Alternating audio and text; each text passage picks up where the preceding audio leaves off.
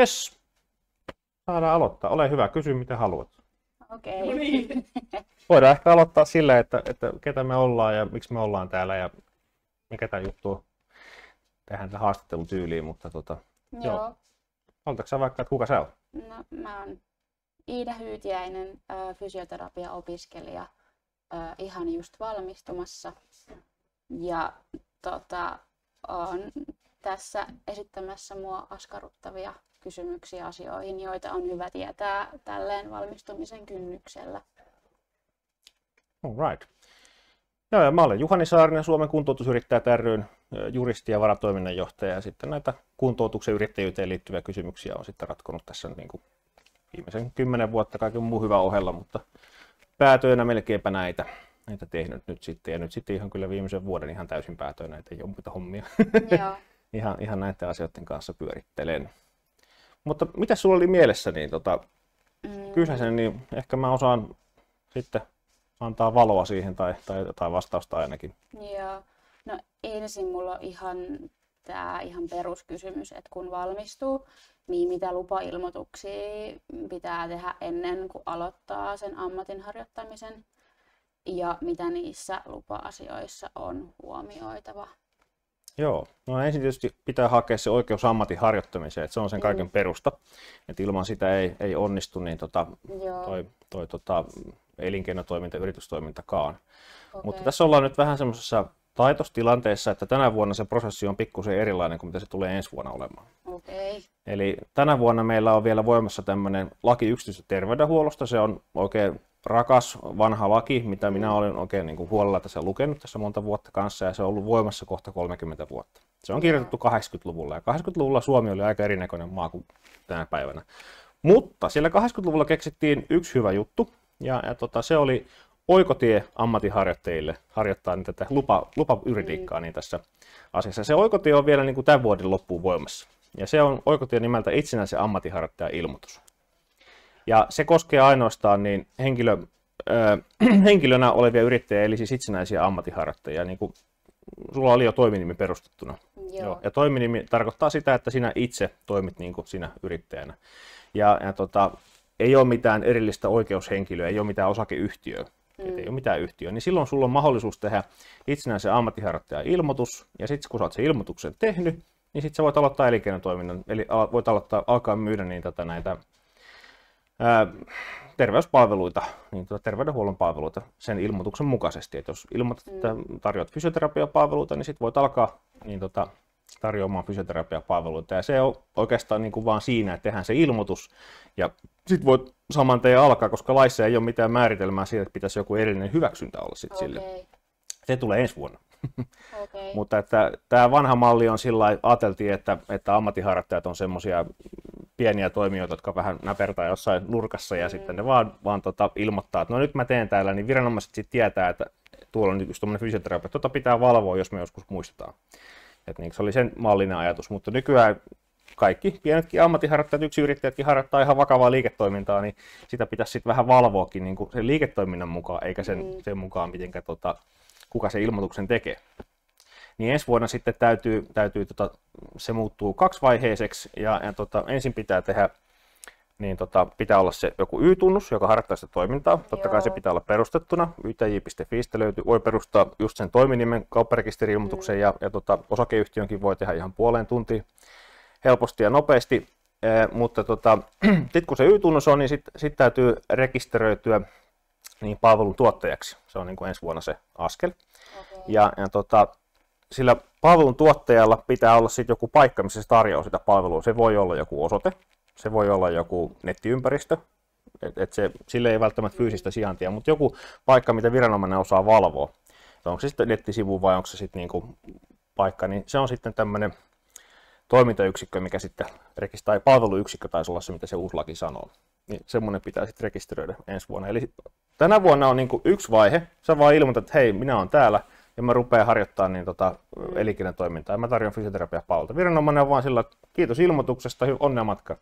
Se on tänä vuonna. Ja ensi vuonna niin se menee sillä tavalla, että ilmoitetaan, että mulla on tämmöinen yritys, se ei ole konkurssissa, kaiken näköisiä vaatimuksia esitetään, ja pitää olla verot maksettuna, tämän tyyppisiä juttuja, ja sitten kerrotaan, että missä sitä palvelua annetaan. Mut siinä on aika paljon paperia, niin kuin ensi vuonna sitä paperia on vähän enemmän, pitää olla muun muassa oma valvontasuunnitelma, mitä tänä vuonna ei tarvitse olla, mutta kyllä ne kaiken näköisiä asioita kyselee tänäkin vuonna, kun sitä ilmoitusta tekee, että se ilmoituslomakkeessa on sitten semmoisia juttuja, mihin pitää vastata, mutta vaatimuksia siellä niin kuin itse toiminnalle ei hirveästi ole muuta kuin se, että sä olet tosiaan niin valmistunut, sun pitää löytyä se Valviran niin tämä ammattiharjoittamistunnus, eli julkiterhikistä pitää löytyä, että olet fysioterapeutti, jos fysioterapiaa aiot tarjota. Joo. Mutta näin, ja sitten sen ilmoituksen voi tehdä netissä, niin kuin kaikki muutkin tänä päivänä. Tänä vuonna ja ensi vuonnakin voi tehdä sitten sen rekisteröitymisen netissä, mutta tänä vuonna se ilmoituksen voi tehdä myös netissä, ja se on tuolla Valviran verkkopalvelussa. Siellä on semmoinen asioin verkossa, ja sitten siellä on itsenäisen ammatinharjoittajan ilmoitukset ja lupa-asiat. Löytyy valvira.fiistä, niin sinne kirjautuu. Ja kun on itsenäinen ammatinharjoittaja, niin voi kirjautua omilla henkilökohtaisilla verkkopankkitunnuksilla tai mobiilivarmenteilla. Ja sitten se avaa, että nyt sä oot siellä. Mä oon siellä käynyt mun omilla mobiilivarmenteilla. Se kysyy, haluanko mä tehdä ammatinharjoittajan ilmoituksen. No mulla ei ole ammatinharjoittamisen niin kuin taustaa, juristin ammatilla ei voi myydä terveyspalveluita, niin mä en voinut tehdä siellä mitään. Mutta kuka vaan voi kirjautua, että voit vaikka heti mennä testaamaan sitä Valviran verkkopalvelua. Ja sitten siinä sitten klikkaa, että tee ilmoitus ja napsuttaa ne tiedot, ja sitten kun painaa lähetä, niin se on siinä. Sitten sä oot valvonnassa, ja sitten sä voit alkaa tuottaa sitä palvelua, ja se on tänä vuonna. Mutta ensi vuonna vähän samalle sivulle mennään. Valvira ei ole sitä uutta vielä julkaissut, tätä palvelua. Täytetään vähän enemmän paperia kuin mitä tänä vuonna tehdään, ja sitten hyväksytään tosiaan se Y-tunnus, ja sitten myös se toimintayksikkö, palveluyksikkö, mikä se on, onko se virtuaalinen, onko se joku huone jossain vai mikä se on. Ja jos on oikein iso toimija, niin viranomainen haluaa tulla katsomaan, tarkistamaan, että miten se menee.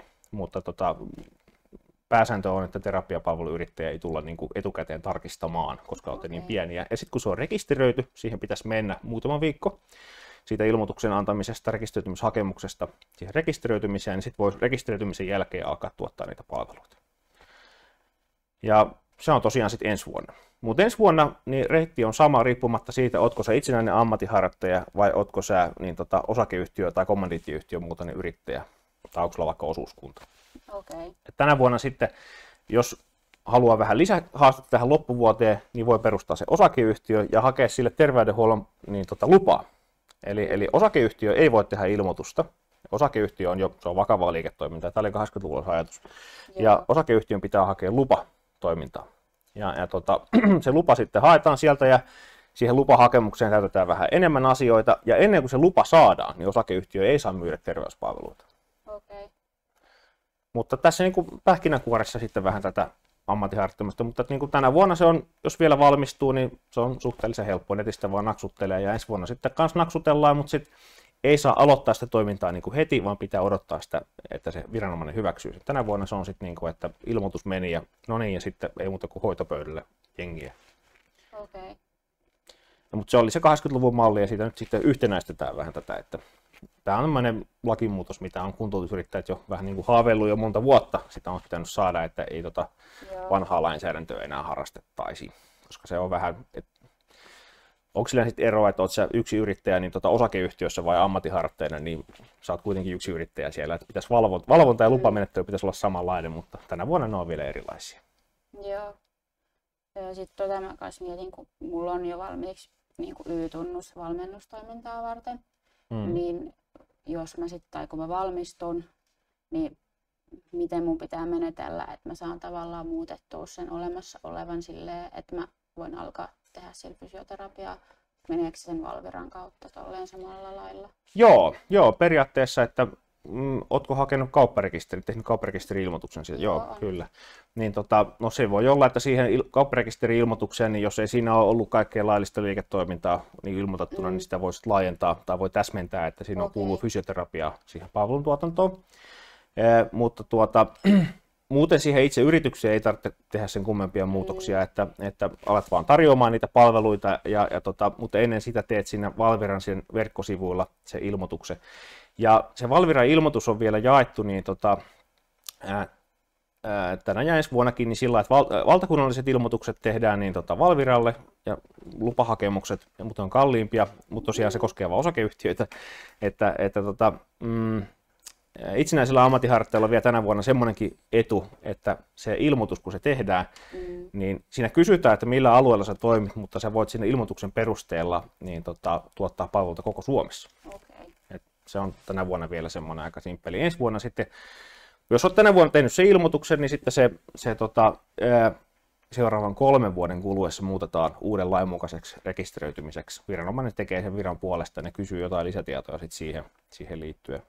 Joo. Mutta periaatteessa, jos tänä vuonna tekee ilmoituksen, niin saa koko maassa mun mielestä toimia ensi vuonnakin sen ilmoituksen pohjalta.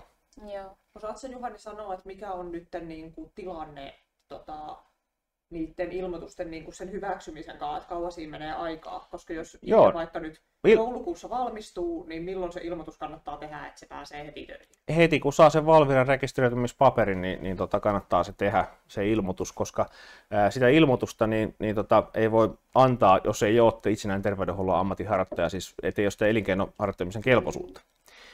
Eli pitää olla valmistunut ja pitää olla Valviran rekisterissä. Ja se Valviran rekisteröinti on ehkä se pullonkaula, mikä tuossa saattaa tulla vastaan. Okay. Eli siinä menee mun käsittääkseni yli 30 päivää, kun ne rekisteröi. Et siinä voi tulla haaste, jos joulukuussa valmistuu, että saako se Valviran ammattiharjoittamisnumeron sitten sen saman vuoden puolella, että voi tehdä sen ilmoituksen.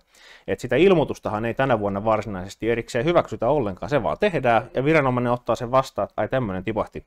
Ja se on sitten siinä. Mutta se eroaa siis aika paljon tästä lupamenettelystä, joka pitää osakeyhtiöitä niin kuin kurissa, eli osakeyhtiön pitää hakea lupa. Joo, ja osakeyhtiöllä se lupa, niin tällä hetkellä Etelä-Suomessa taitaa olla peräti 5 kuukautta se jono. Okay. Et ne ei edes käsittele tämän lain voimassa aikana tehtyjä niin kuin lupahakemuksia tämän nykyisen lain aikana, kun nykyinen laki kumotaan vuodenvaihteessa, niin ensi vuonna vasta rupeaa käsittelemään. Joko siinä on 5 kuukautta ensi vuoteen, kyllä se rupeaa olemaan. Syys, loka, marras, joulu. No niin, paljon se maksaa se ilmoituksen tekeminen? Se löytyy tuolta Valviran sivulta se hinnasto, se on muistaakseni parisataa euroa, mutta saattaa olla 500kin, mitä se on, mutta muutamia satasia se on. Et lupahakemuksen tekeminen just sillä osakeyhtiöllä se on vähän kalliimpaa, se on sitten jo yli 1 000 luokkaa. Mutta itsenäisellä ammattiharjoittajalla ilmoituksen tekeminen on halvempaa. Joo. Ja sitten seuraavaksi mä oon miettinyt sitä, että miten se eroaa, että jos mä nyt sitten valmistun ja päätänkin vaikka mennä niin kuin palkkatöihin, että mä en olekaan ammatinharjoittaja, niin, tai voinhan mä olla ammatinharjoittaja silloinkin, mutta että miten se niin kuin sitten eroaa? Mikä ero on ammatinharjoittajalla ja työntekijällä? Se on oikein keskeinen kysymys, että itsenäinen ammatinharjoittaja pitää lähtökohtaisesti ihan omaa yritystoimintaa, siihen ei muut puutu. Et siihen ei voi tulla, niin kuin, ei ole työnantajaa, joka sanoisi, että teet työtä tässä ajassa, tässä paikassa ja tällä tavalla. Et ei ole näitä, vaan sulle annetaan joku tavoite, mitä kohti sun pitää sitten työskennellä. Et sun pitää hoitaa tämä ihminen kuntoon, sä saat siihen, niin kuin, sille on myyt 45 minuutin aika, niin kuin you do you, 45 minuuttia. Se on niin kuin se perusperiaate siinä. Ja jos se ammatinharjoittamiseen ei ole tyytyväisiä, niin sitten keskustellaan ammatinharjoittajien kanssa ja tarvittaessa sitten puolin ja toisin voidaan niin kuin ilman mitään erityistä syytä irtisanoa se sopimussuhde alihankkijan kanssa tai ammatinharjoittajan kanssa.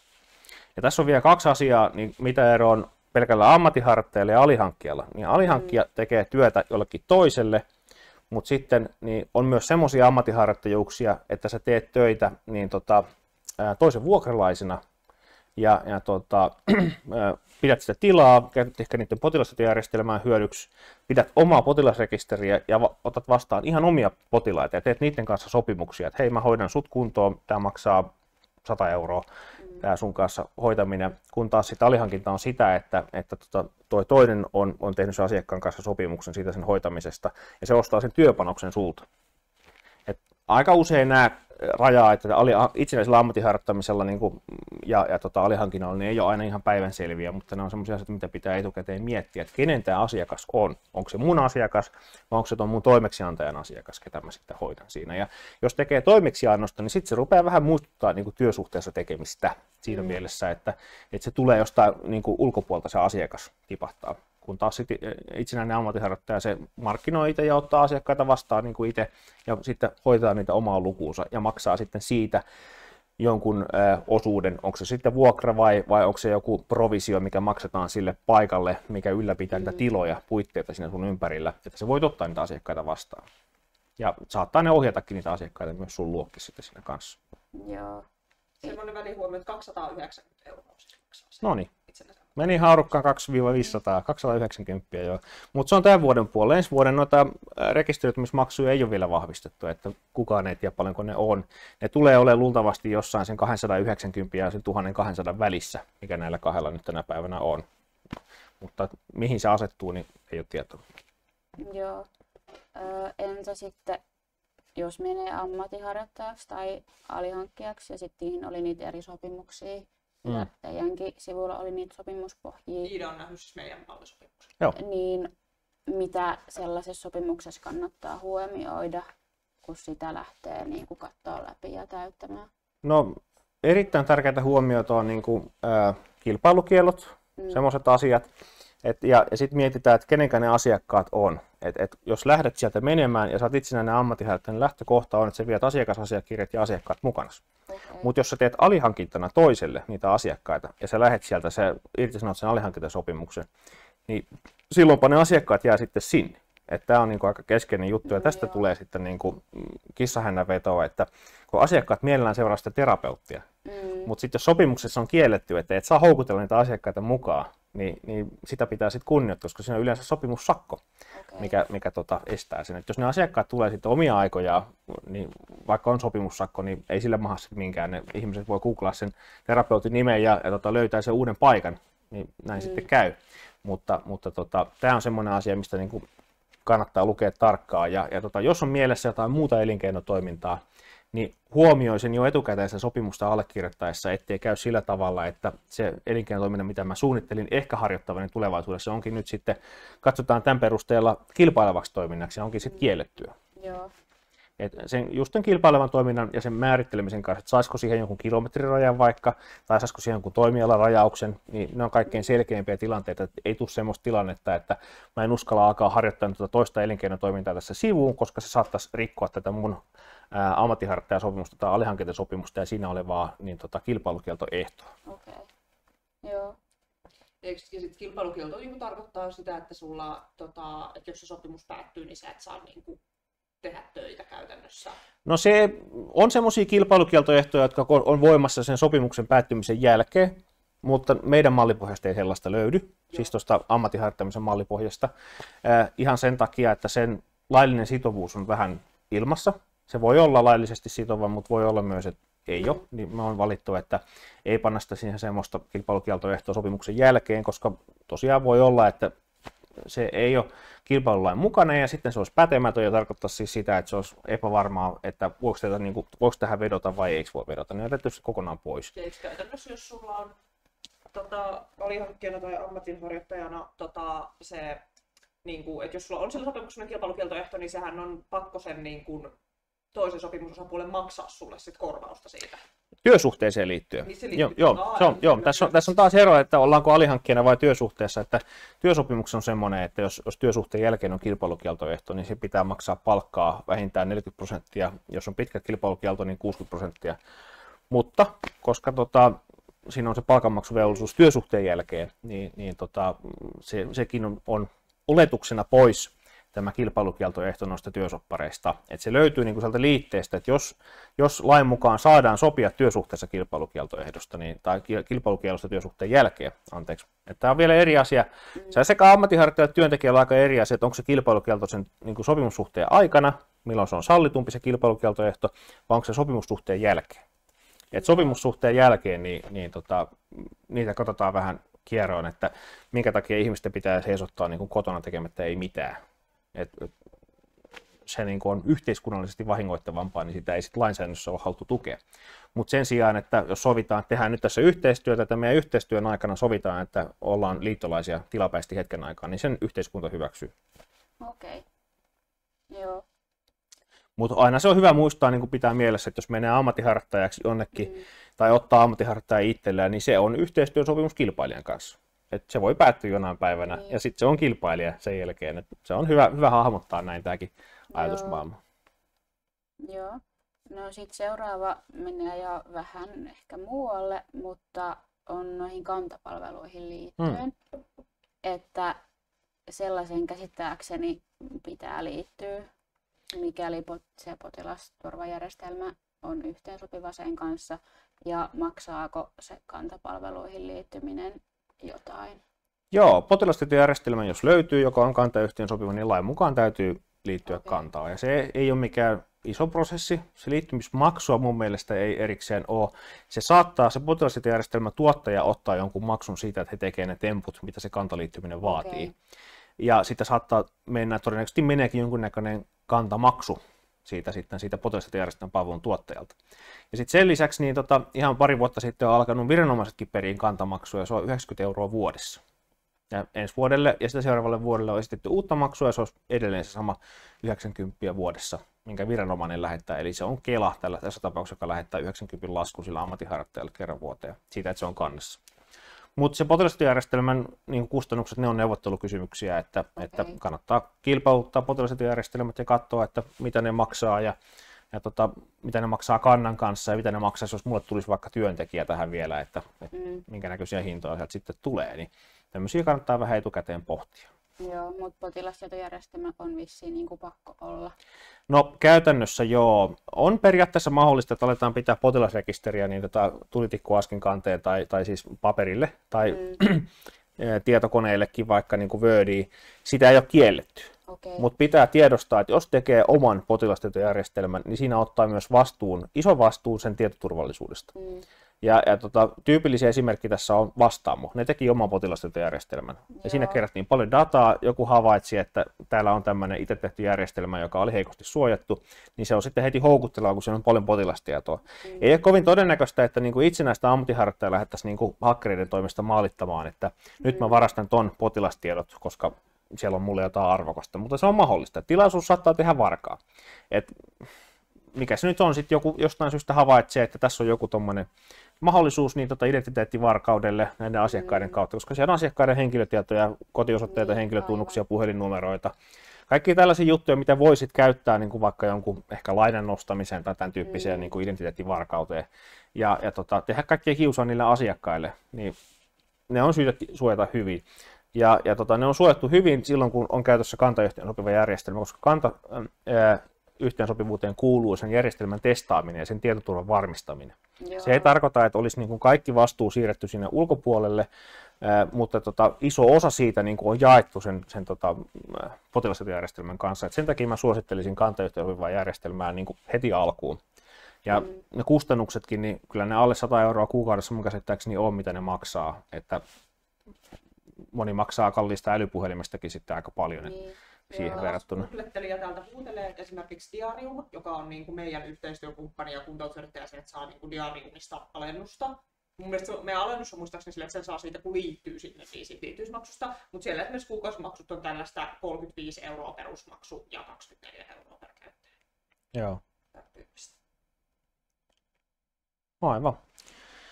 Joo, mutta pieniä kuluja noista tulee aina, että se on vähän niin kuin tämmöinen helmasynti tuolla IT-alalla, että ne ripottelee pieniä kuluja ja sitten ne kasvaa se summa pikkuisen, kannattaa laskea se yhteisvaikutus, mikä siinä sitten on. Joo. Koostuu monesta pienestä komponentista. Kanta on yksi tämmöinen pieni komponentti, sitten käyttäjän lukumäärä on toinen ja jotain ajanvarausta, tuleeko sähköinen ajanvaraus, sekin saattaa olla lisälaskutettava tuote, ja jolla se voi kuulua sitten hintaankin myös.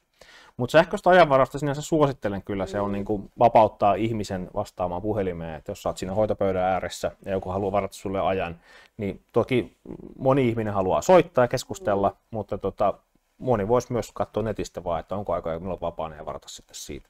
Joo, niinpä. Ja sitten, no tommonen tuli vielä mieleen noista vakuutuksista, että kun rupeaa fysioterapeuttina toimimaan, niin onko jotain vakuutuksia, mitä on pakko olla? No se tyypillinen niin kuin trio, mitä on, niin löytyy tietysti perusyritystoiminnan vakuutukset, mitä sitten on, joku keskeytysvakuutus voi olla sellainen, mutta sitten myös niin vastuuvakuutus on semmoinen, mitä kilpailutukset vaatii, ja vastuuvakuutuksen summa saattaa olla aika korkeakin, mitä jotkut vaatii, että mun mielestä on pyörinyt 1 miljoonan euron vastuuvakuutuksen summiakin niin noissa kilpailutuksissa, mutta niissä on sitten kyllä lukenut, että jos on joku pienempi, niin sekin kelpaa. Se on vähän ilmassa, että kuinka iso vastuuvakuutus pitää olla, mutta sitten kaikille pakollinen on potilasvakuutus, että se pitää ottaa, ja niitä myöntää sitten nämä isommat vakuutusyhtiöt, ja ne ei ole mitenkään älyttömän kalliitakaan, ne potilasvakuutukset. Ja sitten jos tekee Kelan vaativan lääkinnästä kuntoutusta, niin niille kuntoutujille pitää ottaa ryhmätapaturmavakuutus.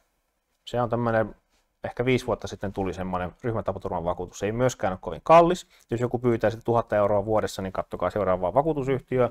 Se ei ole niin kallis, mutta se tarvitaan Kelan kuntoutuksessa. Ja jos tuo on uusi ammatinharjoittaja, niin silloin ei varmaan ole Kelan soppareita vielä, mutta saattaa olla, että sä menet tekemään alihankintana jollekin Kelan kuntoutusta. Ja siinä kohtaa sit pitää olla sekä sillä toimeksiantajalla että alihankkijalla se sama vakuutusturva, että ne kuntoutujat on vakuutettuja. Niin siinä kohtaa voi olla, että tulee sitten eteen se ryhmätapaturmavakuutuksen hommaaminen sille uudelle ammatinharjoittajallekin. Mutta niitä kannattaa kilpailuttaa vakuutusyhtiöitä. Ja tosiaan Fennia on yhteistyökumppani, että sieltä löytyy ihan valmis pakettikin. Niin kuin sillä, että Fennia on tehnyt semmoisen valmiin vakuutuspaketin, missä on just toi keskeytysvakuutus. No sitä potilasvakuutusta siinä ei ole, mutta siinä on just se keskeytysvakuutus. Mutta Fennian kautta mun mielestä saa potilasvakuutuksenkin kyllä, että joo, se on pakollinen kuitenkin, että se pitää olla. Saattaa olla, että Fennia ei sitä itse myy, vaan se myy sen joku yhteistyökumppanin kautta, mutta kuitenkin. Joo. No sitten viimeisenä mä kyselisin noita veroasioita, kun fysioterapeutillahan ALV on 0, eli ei tarvi maksella, mutta sitten kun mä luin teidän materiaaleja, niin siellä oli sitten, esimerkiksi akupunktiot tai tämmöiset vastaavat oheishoidot ei sitten taas ole. Ilman lääkärin lähetettä. Niin. Mitäs sitten periaatteessa sen käynnin verotus menee, jos tekee samalla käynnillä vaikka sekä akupunktio että sitten sitä itse fysioterapiaa, että pitääkö ne eritellä? Jos se on mahdollista eritellä, niin hinnastoa eri tuotteiksi, niin kannattaa se tehdä, koska muuten verottaja voi sitä ajatella, että koko homma on sitten alvillista. Mutta se palvelun luonne ratkaisee oikeastaan sen niin kuin alvillisuuden. Jos palvelun luonne on terveyden ja sairaanhoitoa, niin sitten se on alvi 0. Ja lähtökohtaisesti kaikki, mikä teille koulussa on opetettu ja mikä tulevissa korkeakoulussa opetetaan, niin se kuuluu siihen alvi 0 toimintaan. Se, mikä on peruskoulutukseen kuuluvaa toimintaa, niin se on arvonlisäverotonta. Ja se tekee vähän niin kuin tommosen, tavallaan alvi 0 toiminta on poikkeus yhteiskunnassa, mutta terveydenhuoltoalalla se on pääsääntö sen takia, että siihen kuuluu kaikki, mikä koulutukseen kuuluu, ja koulutukseen kuuluu aika paljon. Ainakin vähintään mainintaa. Ja jossain korkeakoulussa se ainakin opetetaan.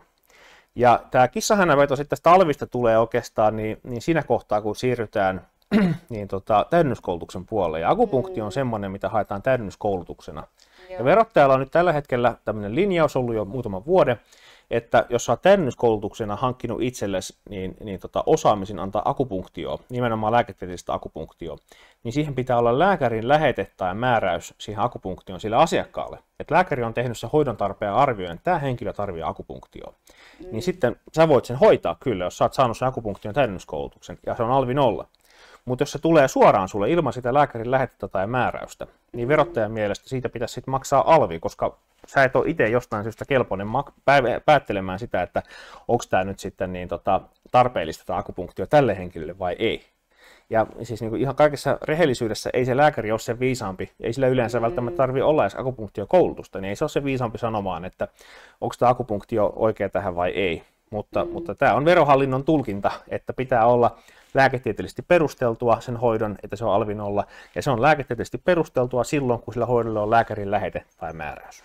Joo, koskeeko toi ALV-homma periaatteessa kaikkia muitakin tuollaisia täydennyskoulutuksia? Juu, ja verottajalla on ohjeessa lueteltuna aika liuta noita niin täydennyskoulutuksia, että siellä on akupunktio, siellä on lymfaterapia, siellä on seksuaaliterapia, siellä on ratsastusterapia, siellä on musiikkiterapia, ja olikohan siellä jotain muutakin vielä kuin joku, noin siellä nyt 6 sillä nyt ainakin löytyy sieltä verottajaohjeesta. Vero.fi, kirjoittaa Googlen terveyden ja sairaanhoidon ALV-ohje vero.fi, niin sieltä se pamahtaa ruutuun ensimmäisenä. Kannattaa katsoa uusi versio, se voi, että Google löytää jonkun vanha versio. Uusi versio on julkaistu 1. huhtikuuta 2019. Joo. Sekin on vähän vanha. Mutta toivotaan, että verottaja vähän oikaisi tätä käytöstä, että olisi toivottavaa, että se niin kuin tiputtaisi sen lääkärin lähetevaatimus, koska siis meidän mielestä se ei oikein perustu lakiin. Mutta tämä on verottajan tulkinta eräästä korkeimman hallinto-oikeuden päätöksestä vuodelta 2004. Okay. Mutta tämä on vähän ilmassa vielä, niin kuin se on ollut ilmassa jo 8 vuotta, että miten tämä menee, mutta tätä nyt pitää kunnioittaa, kun verottaja on tätä mieltä. Toki viime kädessä se ratkaistaan sitten tuomioistuimessa, että pitääkö tästä verot maksaa alvit vai ei, jos fyssari antaa ilman lääkärin lähettäistä akupunktioa. Ja eipä ole yhtään juttua mennyt tuomioistuimeen, niin ei ole saatu ennakkotapausta siihen liittyen. Ja kun ei voi mitenkään kiertää sillä, että jos se fysioterapeutti on käynyt suoravastaanottokoulutuksen. No siis se tukee sitä, että se fysioterapeutti on kykeneväinen niin määrittämään se hoidon tarpeen arvio, mutta toki se hoidon tarpeen arvio niin tulee yleensä siinä sen akupunktiokoulutuksen yhteydessä, että ei, silloin jo kerrotaan, että mihin tämä akupunktio soveltuu, mihin se ei sovellu. Että se, se työkalut tulee sieltä kautta jo. Ja voisi olla, että jos tulee verotarkastus, mikä on ehkä epätodennäköistä, että just tästä tulisi verotarkastus, niin ne voi katsoa, että miksi tällä hinnastossa ei ole eritelty niin akupunktio alvin kanssa ja ilman. Niin tämmöisestä ne saattaa sitten kysyä ja herätä. Potilasasiakirjaahan verottaja ei saa tulla lukemaan verotarkastuksessakaan, että mitä on tehty. Mutta hinnastoa ne katsoo ja sitten ne katsoo tositteet, että mitä on laskutettu asiakkaalta ja sen perusteella ne miettii ja kysyy, että onko tähän ollut lääkärin lähete vai ei. Okay. Mutta tämä on semmoinen asia, mikä kannattaa funtsia siinä vaiheessa, kun aloittaa sitä liiketoimintaa, että miten se prosessi hoidetaan niin siinä ja että miten varmennetaan, että sillä hoidolle on lääketieteelliset perusteet. Tosi niin kuin varmasti se on monille itsestään selvää, että en mä lähde hoitaa, jos ei se ole lääketieteellisesti perusteltu, että en mä lähde niin tyhjää antaa akupunktioon. Mutta se pitäisi jotenkin prosessoida, jos sen pystyy prosessoimaan perustelee verottajalle, niin voi olla, että verottaja ei vie sitä asiaa edes niin kuin eteenpäin, että jättää hyväksyisin selityksiä ja jättää siihen. Joo, mutta tässä nyt oli ne, mitä mä olin tuolta kerännyt ylös, semmoiset, mitkä jäi niin kuin mietityttää itse, että miten ne pitää hoitaa. Fysioterapiassahan se alviraja tulee myös esille silloin, kun ruvetaan kysyä sitä, että milloin joku palvelu on liikuntaa ja milloin se on fysioterapiaa. Et personal training-palveluthan on ALV24 niin kuin aina, kun taas sitten mahdollisuus harjoittaa ryhmäliikuntaa esimerkiksi tai mahdollisuus harjoittaa muuta liikuntaa on alvi 10. Että se on sitä alennettua alvikantaa. Että se on, jos liikuntaryhmiä vedät, niin onko ne liikuntaryhmiä vai onko ne fysioterapian ryhmäterapiaryhmiä, niin silloin on sitten eri alvi. Et fysioterapiaryhmä on alvi 0, mutta silloin sun pitää jokainen niin kuin ryhmään tulija niin yksilöllisesti tutkia, että sopiiko tämä ryhmä sulle vai ei. Et jos olet vaan kaikki kadulta sisään, niin sitten se saattaa olla, että se onkin sitten rinnastetaan ryhmäliikunnaksi ja sitten se on alvi 10. Mutta sitten jos annat jotain niin kuin, vaikka valmennusta jollekin henkilölle, urheiluvalmennusta, niin se on todennäköisesti jotain muuta kuin terveyden ja sairaanhoitoa, niin se on sitten alvi 24. Siitä pitäisi sitten verot maksaa valmennustyöstä. Mutta sitten jos se on sitä, että sä neuvot jollekin henkilölle, että mitä se voi tehdä jonkun harjoittelunsa ilman, että se rikkoo itsensä. Että tarkoitus on suojella se henkilön terveyttä tai parantaa joku vamma, mikä sillä on, niin sitten se on tietysti fysioterapiaa, sitten se on alvi 0. Mutta näitä pitää vähän miettiä siinä vaiheessa, kun rakentaa sitä hinnastoa, että mihinkä nakataan alvit vai nakataanko mihinkään. Ja vielä tällä hetkellä niin pystytään ainakin tänä ja todennäköisesti ensi vuonnakin tarjoamaan noita palveluita. Vaikka se palvelu olisi alvillista, niin jos toiminta on tarpeeksi vähäistä, eli se liikevaihto jää alle 15 000 €, niin silloin ei tarvitse hakeutua alvirekisteriin, vasta kun se menee se 15 000 yli. Mutta tämä on EU:ssa alvi pitäisi olla samanlainen joka maassa, tämä on suomalainen erikoisuus, niin siitä on tullut vähän noottia tuolta EU:sta, että meidän pitäisi luopua tästä meidän alarajasta, mikä meillä on siellä.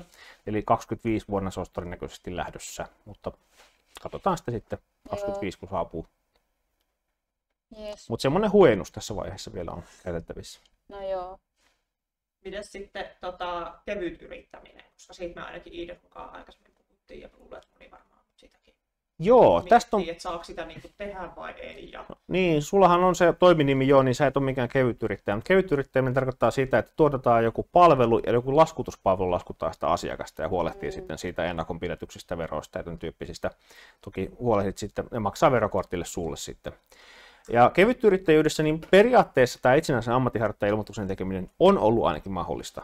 Mä oon nähnyt, että muistaakseni olikohan se joku OP-kevytyrittäjäpalvelu, joka sen sallii, että sillä ehdolla terveydenhuoltoa voidaan myydä, että teet sen itsenäisen ammatinharjoittajan ilmoituksen. Mutta mä muistelisin myös, että siitä olisi tullut vähän taaksepäin. Että siinä on vähän, sitä hoidon järjestäjästä on vähän epäselvyyttä, että onko se niin kevytyrittäjyyspalvelu, joka on vastuussa siitä hoidosta, ja ne ei halua olla vastuussa siitä hoidosta, vai onko se kevytyrittäjä, joka on vastuussa siitä hoidosta. Et juridisesti tämä ei ole ihan selvä asia, että onko se ammattilainen vastuussa, vai onko se joka palvelusta laskuttaa. Joo. Et se on vähän ilma. Siinä pitäisi olla joku Y-tunnus, joka olisi vastuussa siitä toiminnasta. Mulla on ainakin sen OPn kautta silleen, että mulla on Y-tunnus ja mä oon kaupparekisterissä, mutta ne hoitaa mun laskutuksen. Okei, joo. No sitten jos sulla on se Y-tunnus, niin se et ole vielä tuossa kohtaa kevytyrittäjä siinä mielessä, että sulla on se Y-tunnus, niin ne vaan hoitaa sen laskutuspuolen siinä, mutta ne lähettää sen laskun sun nimissä kuitenkin. Joo, kyllä. Niin jos ne hoitaa sen rahaliikenteen, se on ihan fine. Okay. Mutta kuka se hoidosta vastuussa, kenen kanssa sopimus tehdään sitä palvelusta, niin se on kevytyrittäjän tapauksessa ja tuommoisen laskutuspalvelun tapauksessa vielä vähän eri asia. Joo. Että se pitäisi olla se yrityksen pitäisi olla vastuussa terveydenhuollosta, kun se kuitenkin pitää potilasrekisteriä ja OP ei halua mitään potilasrekisteriä alkaa ylläpitämään esimerkiksi. Että he hoitaa vain sen rahaliikenteen. Yes. Joo. Mutta tosiaan ensi vuonna sitten vähän uudet kuviot, että pitää sitten rekisteröityä. Tänä vuonna vaan ilmoitellaan. Joo, no voi olla, että menee kyllä mullakin ensi vuoden puolelle. Joo. Mutta se uusi laki on sinänsä niin kuin helpompi, että pitäisi tulla niin kuin vähän se hankaloittaa niin kuin itsenäisen ammatinharjoittajan yritystoiminnan aloittamista suhteessa siihen, mitä se nyt on. Mutta sitten taas toisaalta se ei luo mitään kasvun esteitä. Että jos sä joskus haluat palkata työntekijää, niin se onnistuu ensi vuonna sitten sillä uudella lainalla suoraan. Okay. Et tänä vuonna niin itsenäinen ammatinharjoittaja, siinä on semmoinen niin kuin ei porsaanreikä, vaan siis nimenomaan este, että sä et saa palkata ketään. Sä voit ottaa toisia alihankkijoita ammatinharjoittajia, mutta sä et saa palkata ketään työsuhteeseen. Okay. Semmoinen rajoite siihen liittyy siihen itsenäisen ammatinharjoittajan ilmoitukseen, minkä tänä vuonna voi vielä tehdä. Mutta ensi vuonna siinä rekisteröitymisessä ei ole tämmöisiä rajoitteita, että kaikki on, niin kuin voi alkaa laajentaa sitä yritystoimintaa niin kuin haluaa ja tykkää. Okei. Yes. Miten sitten pitäisikö, tai siis tää nyt kun tulee toi uusi rekisteröityminen, niin siinähän on niitä omavalvontaan liittyviä vaatimuksia. Joo, mikä pelottaa ainakin hirveästi kaikkia. Mikä omavalvonta? Joo, siis tänä päivänä siis siihen itsenäisen ammatinharjoittajan ilmoitukseen, niin siihen liittyy niin kaikenlaisia papereita, mitä pitää tehdä. Yksi niistä on vaikka tietoturvasuunnitelma. Siinä niin kuin, suunnitellaan yrityksen tietoturvaa, käydään läpi, mitä järjestelmiä yrityksessä on, kuka hoitaa näitä tietokoneita, kuka on vastuussa. Se on niin kuin se iso kysymys. Ja herätellään etukäteen siitä, kysymyksiä, että mitäs jos nämä tietokoneet tuhoutuu, miten niille potilastiedolle tapahtuu, menikö ne sen Siljan tien vai löytyykö ne vielä jostain, miten hoidetaan työntekijöiden perehdytys, kuka on vastuussa perehdytyksestä, tämän tyyppisiä asioita siinä tietoturvasuunnitelmassa. Mutta sitten niin, ensi vuonna tulee kaikille pakolliseksi niin, omavalvontasuunnitelman tekeminen, ja siinä pitää niin kuin, valvoa sen oman toiminnan laatua ja ehkäistä niin, mitään vaaraa asiakkaille ja parantaa ylipäänsä sitä asiakkaille annettavaa hoitoa. Ja se omavalvontasuunnitelma on semmoinen asia, että se elää aika pitkälti se yrityksen koon mukaan, että jos sä oot yksi yrittäjä, niin eihän sulla ihan hirveästi niin kuin valvottavana ketään, sä valvot vaan itseäsi, niin silloin se voi olla aika suppea se omavalvontasuunnitelma. Mutta malleja meillä ei vielä ole siihen ensi vuoden omavalvontasuunnitelmiin. Meillä on tämän vuoden omavalvontasuunnitelman malli olemassa, mutta se on tarkoitettu vain niille osakeyhtiöille, ja se on tarkoitettu vain sellaisille osakeyhtiöille, joilla on toimintaa monessa eri toimipisteessä, eli yhtä useammassa. Jos sulla on tänä vuonna yksi toimipiste osakeyhtiöllä, niin ei sulla tarvitse olla omavalvontasuunnitelmaa ollenkaan. Mutta ensi vuonna pitää kaikilla olla semmoinen. Mitä sellaisen pitää karkeasti sisällyttää? No siinä sisällytetään samantyyppisiä asioita, eli vastuuhenkilöitä. Voit niin kuin kuvitella kirjoittavassa oman nimesi 5 eri paikkaa. Se on niin kuin semmoinen juttu, mikä sinne tulee. Ja sitten yhteystietoja, vaikka niin, koska se on julkinen asiakirja, asiakkaiden pitää niin, saada siitä kautta sitten tietoa, niin siinä voi olla esimerkiksi, mitä kautta otetaan potilasrekisteriasioita niin kuin esille. Et jos asiakas haluaa vaikka pyytää omat tietonsa, niin siinä pitää olla joku yhteyshenkilö, mikä pitää siinä sitten ilmoittaa. Ja sitten siinä pitää semmoista lain mukaan semmoista tavallaan blogia, mä kutsun sitä blogiksi, mutta se niin pitää julkaista jossain julkisesti niin 4 kuukauden välein, että mitä havaintoja siitä omavalvontasuunnitelman toteutumisesta on tehty. ja mitä mahdollisesti niin korjauksia on tehty sitten niiden puitteissa.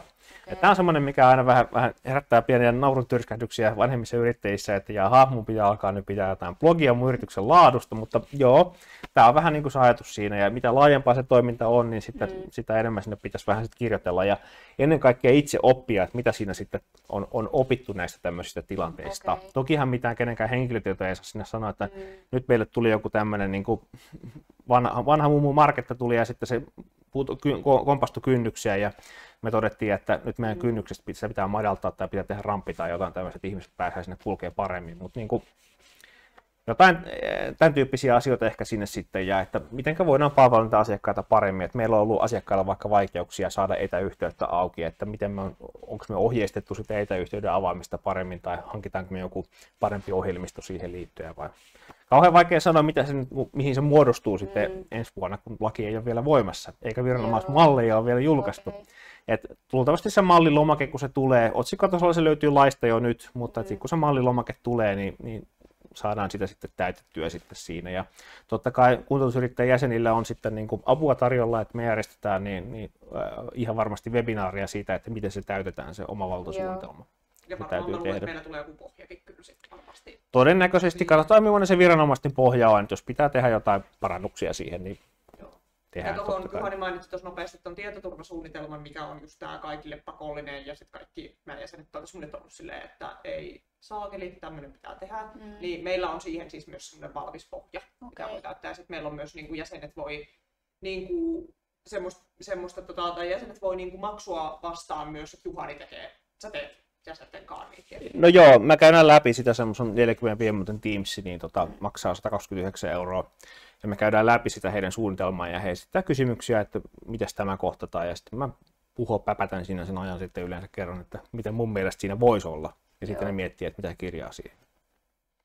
Mutta mietitään lähinnä niitä kauhuskenaarioita niin, että ne ei toteutus. Tai jos ne toteutuu, niin niihin ollaan valmistauduttu. Että jos vaikka läppäri katoaa, mitä pitää tehdä? Kehen pitää ottaa yhteys? Mitä voidaan tehdä siinä kohtaa? Tai jos puhelin katoaa. Tai jos nettiyhteys ei toimi, niin mitä toimintaa, mitä tehdään? Tämän tyyppisiä juttuja. Niin kuin mitä ei välttämättä ole tullut eteen, mutta valmistaudutaan niihin ennen kuin ne tulee eteen. Se on se, niin kuin se ajatus, että valmistaudutaan niin kuin tämmöisiin tyypillisiin niin kuin ongelmiin ennen kuin ne tulee. Ettei olla sitten hukassa, kun ne sattuu, koska sitten jos ei olla varauduttu niihin, niin ne vahingot voi olla aika isoja. Mutta sehän tuossa on omavaltasuunnitelmassakin ihan sama ajatus, että valmistaudutaan siihen niin kuin ongelmatilanteisiin ennen kuin ne tulee. Ja sitten jos niitä tulee, niin opitaan niistä ja korjataan sitä toimintaa. Joo. Ja kyllähän se on niin kuin tehty vähän tuo sosiaalihuolto edellä tämä ajatus, että sosiaalihuollossa, missä ihmiset asuu ympäri vuorokauden siellä jossain palvelussa, niin silloinhan niitä pitää huolta koko ajan. Ja silloin sattuu ja tapahtuukin paljon enemmän.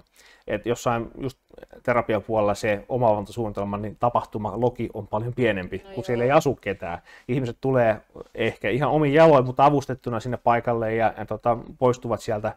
Niin sen aikaa kun ne on siellä, niin sattuuko niille mitään, niin ei välttämättä satu. Et kaikki meni ihan hyvin ja hoito oli vaikuttavaa ja tehokasta. Mutta sitten jos ajatellaan, että sitä voisi jollain tavalla parantaa, niin sitä pitää sitten parantaa. Ja omavaltasuunnitelmassa pitää miettiä, että miten se parannetaan. Yksi tietysti avain siihen on koulutus. Että yrittää kouluttaa itseään ja henkilökuntaansa. Niin kuin nytkin ollaan koulutustilassa. Tämä on hommattu sitä varten, että ne voi terapeutit tulla niin, parantamaan omaa osaamistaan. Ja se on niin kuin se parantaminen, asiakasturvallisuuden kehittäminen ja hoidon vaikuttavuuden parannus. Kaikki nämä on niin kuin siinä mukana siinä vain tavoitteissa. Mutta miten ne sitten toteutuu, niin se on sitten yrittäjästä itsestä kiinni. Joo. Käy ihan järkeä. Joo. Ei tule enää enempää meille. Meillä mitään, mille mullakaan ei enää tästä. Yrittäminen aasta ööhön on nyt ihan selvää, että mitä se mennään. Että valvira.fi auki ja sähköinen verkkoasiointi ja tänä vuonna tekee sen ilmoituksen. Siinä pitää se ammatinharjoittamisen numero tosiaan olla. Eli sulla satuu olla jotain terveydenhuollon tutkintoa taustalla jo. Ei ole vielä. Että jos olisit vaikka hieroja, niin sitten voisit tehdä se itsenäisen ammatin-ilmoituksen sillä hierojan hommalla. Ja lisätä sitten myöhemmin se fysioterapian sinne, kun se pätevyys siihen tulee. Sitäkin tapahtuu kanssa. Okei. Mutta jos se ilmoitus tulee ensi vuonna, niin joudut ehkä joka tapauksessa täyttää ne kaikki laput, kun tulee muutos sitten. Varaudutaan siihen. Joo. Mutta ei pidä säikähtää niitä lappuja, että niinku, Kun olet yhden rivin tehnyt, niin sitten se on tehty. Sitten mennään vaan pikkuhiljaa eteenpäin. Ja jos siinä on joku virhe, niin viranomainen sitten kehottaa täydentämään se, että ei se ole niin kuin maailmanloppu. Joo. Ja on siinä vähän helpotuksia, että ensi vuonna ei pidä niin kuin osakeyhtiöidenkään ilmoittaa näitä potilasasiamiehen yhteystietoja, eikä potilasasiamiehen varmennetta ei tarvita, koska se siirtyy hyvinvointialueelle se potilasasiamiestoiminta ja sen mukana myös on sosiaaliasiamiestoiminta kanssa siirtyy hyvinvointialueelle. Joo. Semmoinen sieltä löytyy helpotuksena. Okei. Sen ehkä voisi vielä kysyä, että mitkä on niin kuin käytännössä sitten kaikki tai minkälaisia seuraamuksia voi tulla, jos jonkun näistä asioista missaa tai että nehän ei kuitenkaan mitään ihan hirveän pahoja voi olla. Pahin melkein on se, että sulla ei ole mitään lupaa, sulla on vaan Y-tunnus ja sä alat myymään terveydenhuollon palveluita, koska se on rikos. Niin. Se on ihan rikos, onko se muistaakseni laittoman terveydenhuollon toiminnan harjoittamista tai joku tämän tyyppinen, löytyy rikoslaista. Niitä on tosi harvinaisia, ja niitä voi olla. Ja toinen juttu, mitä joskus kanssa näkee, mikä on joskus oikeutenkin lehdissä mennyt, että ollaan vaikka hierojia, mutta ruvetaan myymään fysioterapiapalveluita tai annetaan ymmärtää, että myydään fysioterapiapalveluita. Okay. Niin silloin jälleen kerran ei tehty sitä fysioterapiaa niin ilmoitusta, eikä ole haettu lupaa sille toiminnalle, niin sitten se voi olla taas lainrikkomus ja rikosasia. Nämä on siis tosi harvinaisia juttuja, että ehkä muutama 10 vuoteen saattaa tulla oikeuteen tämmöisiä, koska terveydenhuollon toimijat on aika kuuliaista väkeä. Joo. Mutta tyypillisesti niin sieltä valvontaviranomaisesta ei juuri muuta kuulu kuin että lasku tulee vuosittain siitä, että sä oot valvottavana. Okay. Et se taho, mikä ehkä nyt enemmän on tässä valvontaa aiheuttanut tai niin kuin toiminnan kehittämistä nopeasti, on se, että on tullut kilpailutus. Ja kilpailutuksessa kysytään sitten kaiken näköisiä asioita, mitkä ehkä lakiin perustuu, niin kuin vaikka tuo kantaliittyminen. Ja jos ei sulla ole se tehtynä, ja sitten kilpailutuksessa on määräaika 2 kuukautta, niin sitten sulla voi tulla kiire laittaa se asia kuntoon, ennen kuin sä voit sen tarjouksen jättää, jos tarjouksen jättämisen ehtona on, että sulla on tämä. Yleensä tarjouksen jättämisen ehtona kyllä on se, että tämä pitää olla kunnossa viimeistään siinä vaiheessa, kun palveluntuotanto alkaa, mutta voihan se palveluntuotanto alkaakin ihan niin kuin lähikuukausina. Sekin on mahdollista. Mutta kilpailutukset on semmoisia, niin mikä herättää kysymyksiä, että mikä tämä tämmöinen on. Sitten ne ottaa yrittäjät puhelimeen ja soittaa vaikka mulle ja kysyy, että mikä tämä tämmöinen juttu. Ja sitten mä sanon, että joo, se on tämmöinen lakiin perustuva juttu, että sun pitää tehdä näin ja näin ja näin. Se on sillä, että aha, selvä. Ei mä kukaan koskaan kysynyt, mutta hyvinvointialueiden kilpailutuspapereista niin saattaa tulla näitä tämmöisiä vaatimuksia. Ne herättelee sitten ihmiset, että tämä pitäisi olla. Et se on myös vähän semmoinen hyvä niin kuin laadunvarmennuskeino, että vaikka ei paljon tekisi hyvinvointialueelle hommia, niin jättää ne tarjoukset, niin ainakin sitten jos täyttää ne kriteerit, mitä siellä on lueteltuna, niin sitten toteaa, että täyttää muutkin kriteerit itse maksavillekin asiakkaille varmasti. Aivan. Joo. Joo. Hyvä. Tässä oli hyvä neuvontahetki. Noniin. Oli kyllä. Mikä Iida sun fiilis on? Saitko vastauksia? Joo, ja ehkä jotenkin sellaista selkeyttä ei välttämättä ahista enää ihan niin paljon. No niin. Konkreettinen käteen palaute. No niin. Kyllä. Joo, nämä on tämmöisiä, niin kuin, totta kai ennen kuin ryhtyy niin niitä tekemään, mutta että, siis on hyvä, että on joku, jolle voi soittaa joku valmistunut yrittäjä, tai sitten jos on jäsenenä, niin voi soittaa tänne ja kysyä, että mitä tälle tehdään, niin kyllä sitten niin autetaan sitä eteenpäin. Että ei ole kenenkään firma jäänyt perustamatta sen takia, että ei osattu täyttää papereita oikein. Että kyllä se niin kuin aina onnistuu, mutta se on tietysti vaan sellainen urakka, mitä pitää alkaa lapioimaan. Jep. Näin. Totta kai helpottaa, jos on juristi, mutta ei ole vaatimus niin, niitä lappuja täyttää. Ja nyt kun sulla on kuitenkin meidän opiskelijajäsenyys, niin sitten myös tämän neuvonta tai tämän tapaamisen jälkeen, niin sähän voit aina soittaa Johannille. Kyllä. Se on hyvä, ei tarvitse olla pulassa. Näin on. Okei. Jes, kiitos. Kiitos. Aina hauska puhua näistä asioista.